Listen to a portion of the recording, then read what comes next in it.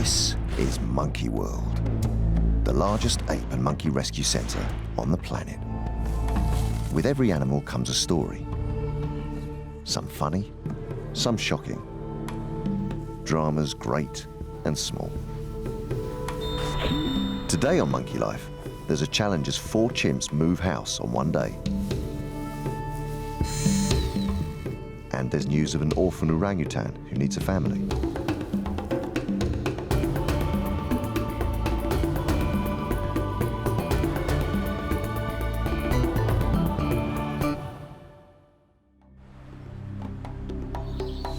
The park usually operates a non-breeding policy because so many rescued apes and monkeys arrive each year. But sometimes the chimp's birth control doesn't work.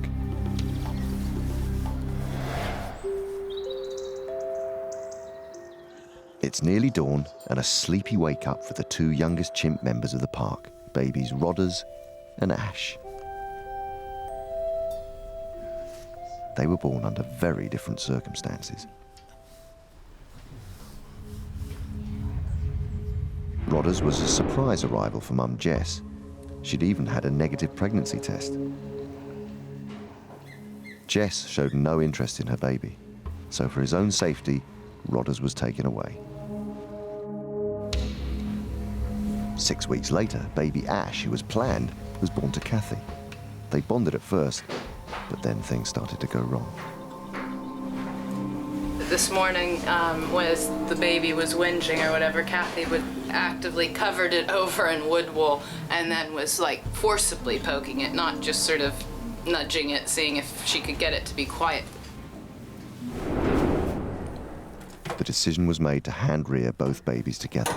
Good morning. Hello, babies. Good morning. Keepers Emma and Paul were on babysitting duty last night.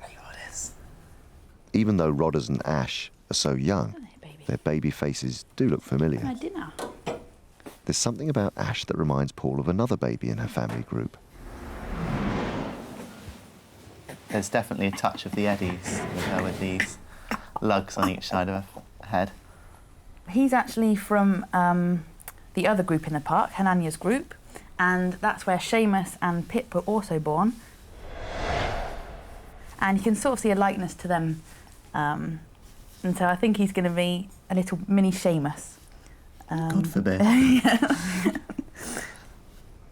The park always prefers babies to be reared by their mothers, but the primate care staff are very experienced, so they're an ideal substitute. Such a privilege to do it. It really is. Yeah. And we love it. It doesn't always feel that way at 2 o'clock in the morning. But we try our hardest for them and spend a lot of time trying to nurture them right so that hopefully they both grow up to become well-adjusted chimps.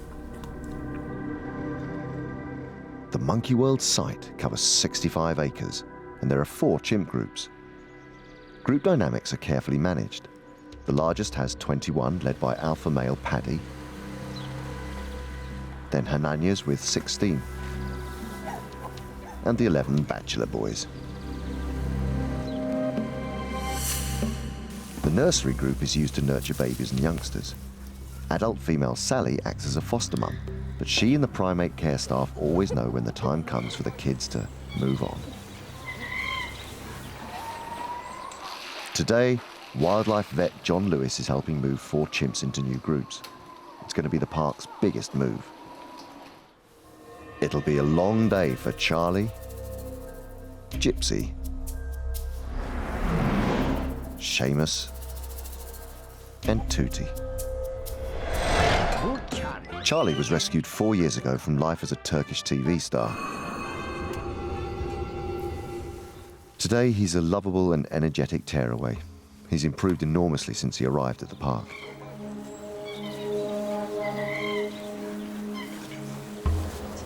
Upsetting the balance is another tearaway, 11-year-old Gypsy. We decided we'd move them together, and those 2 are going to have to go to the boys. It's hooligan time. They're acting like it. I think it'll suit them. The 2 boys will be able to use up their energy with chimps their own size. Back in the nursery, Charlie's boisterous behaviour has rubbed off on 7-year-old Sheamus, so he's going to move too. He'll be living with Hananya. Because it's a larger family group, it'll give Sheamus the chance to improve his chimp social skills. He'll move with another chimp from the nursery, a little female who's growing up fast, 6-year-old Tutti. So we put Sheamus and Tootie together, we move them to Ananya's group. We put Charlie and Gypsy together, we move them to the boys, and maybe we can start to get things to settle. Back with baby chimps Ash and Rodders, it's time for everyone's least favourite job of the day. Right then, bum changing time.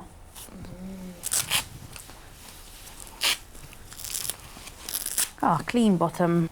I'm sure every parent has lots of experience in changing nappies.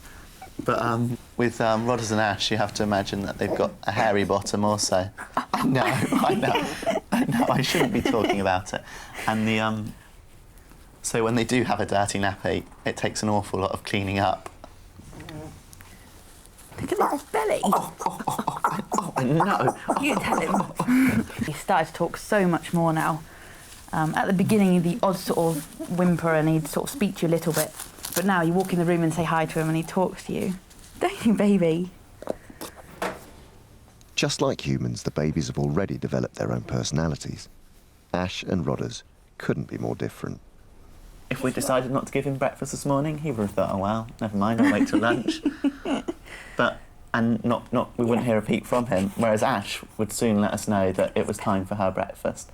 She's very much going to be in charge, in control of her own destiny and not take any nonsense from other chimps or us. Ash and Rodders will soon move to the park's nursery, so every day they spend time in a little room next door. Here they can watch foster mum Sally and the other young chimps.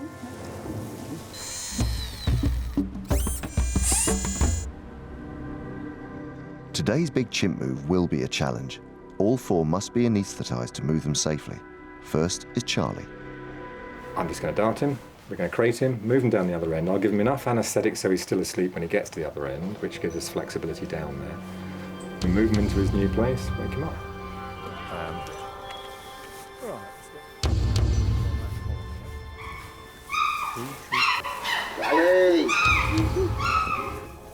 Charlie knows something is about to happen and starts displaying.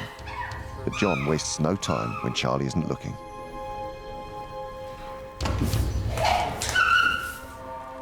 Charlie wants to destroy the dart, but it won't be long before the anaesthetic takes effect. Then it will be safe for the team to go in and move him.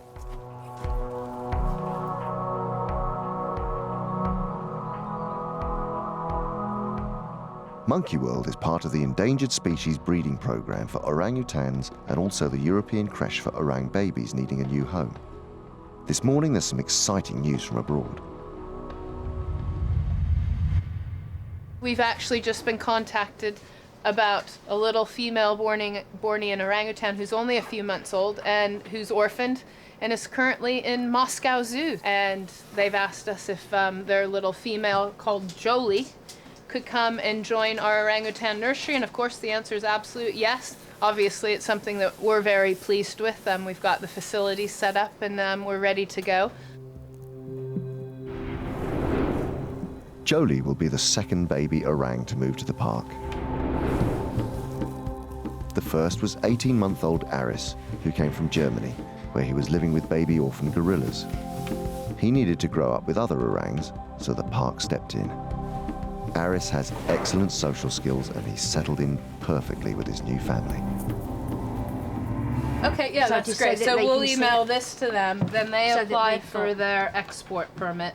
So that We get can that the back, full one we get our import permit, and then... Yeah. Okay, that's great, yeah, so if you want to get a letter off to the curator saying... There's a lot of paperwork when moving endangered animals, but it's hoped that Jolie will be able to come to Britain soon and join the orangutan nursery.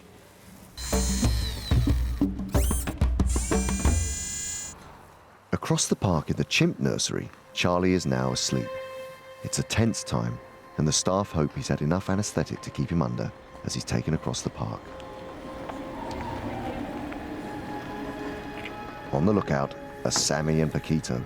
They're keen to see who's about to join their boisterous bachelor group. Charlie has arrived in the bachelor holding bedroom. While he's still asleep, the team examine him. They can see how much he's physically improved since he arrived at the park. John's very happy, and so am I. I mean, his weight is just spot on. His muscles are really, when the boy that we brought in could hardly walk up a pole. He couldn't do things that chimps do. And you look at him now, and he's got some real muscles on his arms. His legs are good size, and not an ounce too much. I mean, he's spot on. His weight, it's just great. So he's in terrific shape. His teeth are great. We couldn't ask more for him. We couldn't ask more of him, really.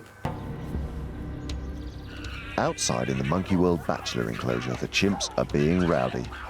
But inside, Charlie is getting used to his new surroundings after his move across the park. Okay. He's come around from the anaesthetic really well, and just getting used to his new surroundings. And can already hear that there's chimps that make a lot more noise than Sheamus, Sally or Julio ever did. So he's a bit worried about what's going on at the other end of the building. Moving in next door to Charlie is Gypsy. He was rescued 10 years ago from the pet trade in Israel. He arrived with 3 other boys, including his old boss, Hananya. His move today was easy. He has a very trusting relationship with the animal manager, Jeremy, and could be injected by hand. So I can see his face. You're helping us. Tomorrow, Charlie and Gypsy will meet for the first time. If it's successful, they can move in with the boisterous bachelors. Back in the nursery, it's Sheamus's turn to move. His rocking behaviour means he's nervous, but he might also be doing it to avoid the dart. I mean, all the apes have their own strategies of avoiding being darted, especially the ones that have been darted many times before. And chimps tend to move around a lot and foil you because they are moving. And orangutans, even better still. We've seen orangutans cut as much straw as they can, bury themselves in the straw, and all you have to aim at is a sort of a straw rick with 2 holes for the eyes, and they look out as if to say, go on then, dart me, dart me. But unfortunately, they all make a mistake. Keep still. Stalemate.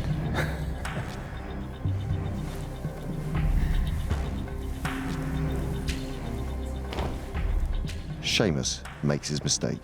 He looks away, and it allows John to take his shot.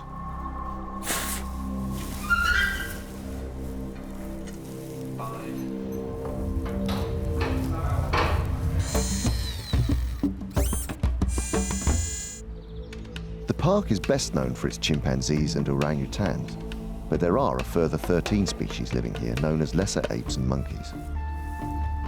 These are marmosets, goldie monkeys, lemurs, squirrel monkeys, woolly monkeys, capuchins, 5 species of gibbons, and stump-tailed macaques. Together with the chimpanzees and orangutans, they total a collection of over 160 primates. The smaller monkeys, such as the marmosets and the capuchins, have mostly arrived as victims of the British pet trade. Anyone with a correct license can own one of these precious primates. But people are unaware of the specialist care they need. In the wild, capuchins live in the trees of Central and South America, coming to the ground only to drink. They are the most intelligent monkey and are extremely dexterous. And when they can't open things with their hands, they will try and hammer them apart. Most importantly, they are social animals, living in groups of 10 to 30 individuals. So having them as pets can be extremely damaging. They mostly live alone, and without proper care they fall victim to many health issues. They suffer from nutritional and weight problems, and some have even had serious injuries ignored. Rehabilitation isn't always easy, but luckily for Tom, TJ, Terry and Gizmo, who reside at the park, they have a chance to live out the rest of their days as naturally as possible. Unfortunately, it's been an unnatural and tense time for one of the park's latest arrivals, a male baby woolly monkey, and it's still touch and go whether he's going to make it. You know, it's still early days. 3 weeks isn't very long in a lifetime, but you know, we're quietly hopeful now. I think we've cracked it. He's feeding well. He's quite attentive. He's sort of starting to investigate the world, and he's starting to come out of his shell a bit. So I'm hopeful that actually he's going to make it. Woolly monkey Kuna gave birth to her son in the middle of the night, but by next morning, he was found being held by Dad. The woolly monkeys here at the park are part of a global endangered species breeding program, so this baby's survival was critical. Despite everyone's best efforts, the baby couldn't feed from Mum, and Kuna rejected her baby. Hey, get in there, get in, hey! Grab the monkey, grab the monkey, grab the monkey. The only option was to hand rear the infant, but that wouldn't guarantee his survival. Only one baby woolly monkey in the world has ever survived being hand reared. Do we have like bottles and things? Yeah. It was Alison who took on the mighty task. You know, we're finding out loads of things all of the time, and what I've been quite surprised with, I mean, and I suppose I shouldn't be, is the speed of his development. On day 11, he started cutting his first teeth, and, you know, I was a bit dazed and confused, what with the sleep deprivation and stuff, but I was saying to Jim, I think the teeth are coming in, and even Jim was a bit surprised, but sure enough, on day 11, the first tooth came through right in the lower and right in the front. I've also been sort of trying to talk to him in sort of woolly monkey terms, so I do a bit of snuffling with him and sort of just which is, you know, little, and he does respond, a little hand comes up and stuff, and if I put my face down to his and snuffle in, he sort of wriggles back at me usually, so trying to make him not totally foreign to sort of woolly monkey behaviors and that kind of thing, and as soon as possible, really, as soon as I feel it's safe and so on, we'll start taking him into the woolly monkey house and doing feeds so that he gets to hear all of their calls and starts seeing them and stuff. Within the past few days, he's actually started just sort of hanging out, looking around and taking in his environment. So he is starting to become more aware. I think his eyes are beginning to focus on things a bit better. And along with that goes the hands reaching out for objects in front of him. For this little one, it's important that he takes in enough milk. He's weighed every day during this delicate early stage. He's now putting on 5 to 10 grams a day. So we're really pleased with that, aren't we? Yes, I know. Oh, yes, you're such a good boy. I know. Spending so much time with the baby, Alison really wanted to give him a name. Jim was reluctant to give him a name for fear that, you know, he either wasn't going to make it or I'd grow too attached and that kind of thing. But when he started cutting his first teeth, I thought, you know, if you've got teeth, you got to have a name, really. So on day 11, I named him Julio. So this is little Julio. In the wild, woolly monkeys spend most of their time high in the tree canopy. Their tails are prehensile, meaning they've adapted for seizing or grasping. They act like a fifth limb, helping them balance and secure them from falling. It frees their hands and feet for other things like collecting food. Julio is already fast developing his. From just a couple of days, this tail was wickedly strong. I mean, and he can support his whole body weight on it. So we do give him little exercise sessions now and again, and he seems to enjoy it. You can see right now he's sort of teething on the blanket, having a bit of fun, wriggling around, and you just sort of make him use his muscles a little bit. Needing serious exercise when they arrived at the park were the stump-tailed macaques, affectionately known as the ugly monkeys. Before their life at the park, they lived in a British laboratory for 20 years and were used for asthma research. Unfortunately, they were kept alone in small confined cages. They were also overfed the wrong foods, had no exercise, and had become obese. Fortunately, they were retired to Monkey World. Not only were they put on strict diets, they were also grouped together and now live happily in 2 large enclosures. It took time, but in their 6 years at Monkey World, their weight and health has improved dramatically. Although some do still have big bellies, it's not because they're overweight.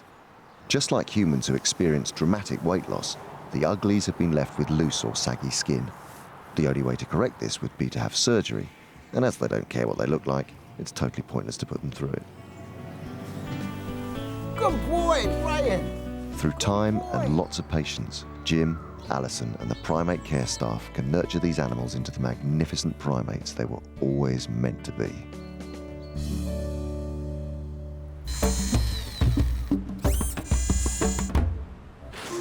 Sheamus. Get him, Sheamus. Newly installed in Hananya's group, 7-year-old Sheamus is playing.